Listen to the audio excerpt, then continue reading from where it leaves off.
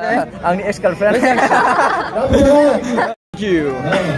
Hello guys, today आं जोबोद ओरैबायदि इन्टारेस्टेड माने नैबे पिकनिक फैनानै आंनि एक्स गार्लफ्रेन्डखौ लोगो मोनदों मोनसा मोसाहारि स' आं बेखौ सिनायो दा बिनि मोनफ्रोम भिडिअ नायो बेखायनो आं आंनि गार्लफ्रेन्ड आरोना बिनावखौ सिनायनानै स' ओरैबायदि आं मोजां मोनो आरोखि दा नैबे सिस्टारनाव आं फंनै बाथ्रा सोंगोन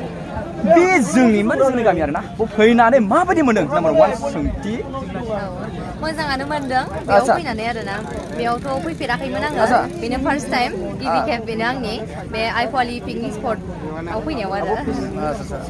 ओमफ्राय दिनैसिमाव दासिमाव सिस्टारा मोनबेसे सर्ट मुभि गाखो आरो एलबामफोर मोनसे गाखो आङो एलबामसफोरा आंना 6टा जानानै दङ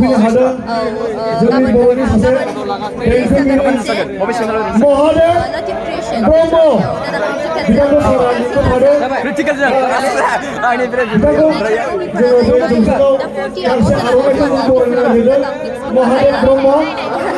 आं माने नोंनि भिडिअफोरखौ गासै पाब्लिकफोरा अनसायो नायो आरोना मोजां मोनो दा नोङो बेयाव फार्स्ट टाइम जे फैजेनदों बा सर्ट मुभियाव गाजेनदों सर्ट मुभियाव फार्स्ट ना एलबामाव फार्स्ट बबेयाव नोङो सर्ट मुभियाव